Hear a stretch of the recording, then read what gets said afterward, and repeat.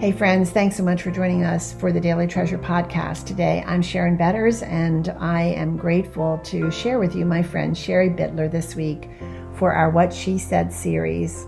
Sherry comes to us with so much wisdom, and I'm just so grateful for her friendship, and I pray that each of you has a friend like her. Today's devotional is called The Gentle Touch, and today's treasure is Proverbs 15, verse 1, a gentle answer turns away wrath. As a teacher, I have learned through the years that our natural tendency when dealing with children is to raise our voice above the noise so that our instruction can be heard.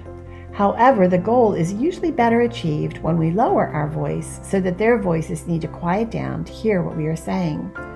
When I hear the word gentle, my Grammy always comes to mind. Her voice, her smile, her movements. Her words were always gentle. When I was young, I viewed her as fragile and delicate. As I became older, I understood her incredible strength was displayed through her gentleness. She was a pastor's wife. Granddad had a commanding personality which suited his ministry, but could be a challenge at home. She raised 5 children, each one growing up to serve the Lord, 4 in full-time ministries. The smallest touch can teach gentleness. How many times are we called on to wipe hands and mouths after a meal? In cold weather, there are noses to wipe. Are we gentle? How often do little ones flinch as we approach with the wiping cloth? Little ones need to be trained to be gentle. It does not come naturally. They will hear what we are saying, but they will learn what we model. Like a shepherd who gently cradles his sheep, we need to slow down and handle our families with gentleness. It takes work. I like to live at a fast pace, which doesn't usually accommodate gentleness. I need to be intentional to be gentle. I pause to pray, asking the Lord to help me feel gentle. To feel gentle, we need to be confident in our walk with the Lord and our identity as His child. I heard a sharp, snappy tone assaulting young ears, causing their bodies to flinch. The sound reverberated back to my heart, drenching my soul with regret. The young eyes and shoulders were sinking toward the ground. Why was this happening? This mom was stressed, frustrated, and overwhelmed. The responsibilities of parenting were overcoming the vision of her heart. I suspected she needed a spiritual overhaul and a simpler agenda. She needed help to find gentleness in the tones she used to speak to her child. She needed grace.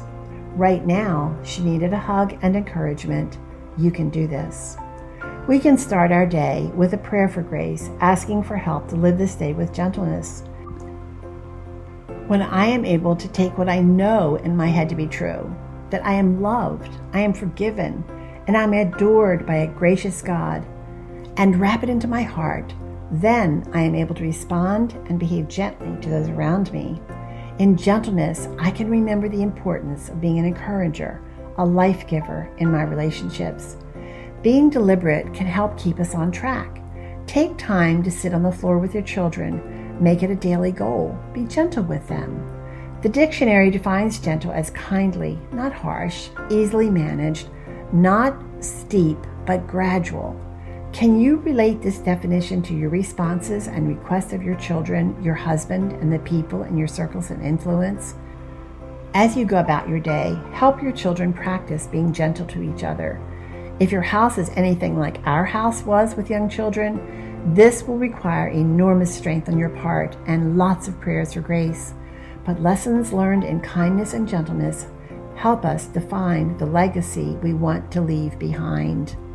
Oh Lord, please help me to grasp the importance of a gentle spirit. Please give me the strength to make this part of my character.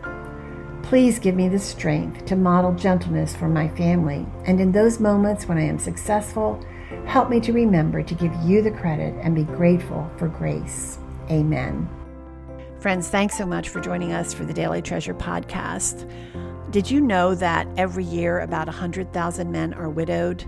Though a widow's grief is just as deep as a widower, men often respond differently to the loss of their wives.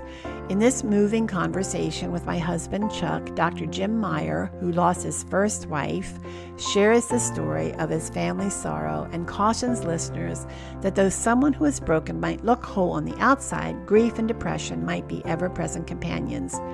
Jim describes the depression he experienced and how his journey produced in him a passion for offering help to others who are grieving. He also shares how the Lord is redeeming his pain through his marriage to Kathy.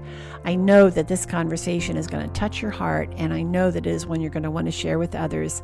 So make sure to go to helpandhopenow.org. That's helpandhopenow.org, and look for this conversation that Chuck had with Jim Meyer, When Your Wife Dies.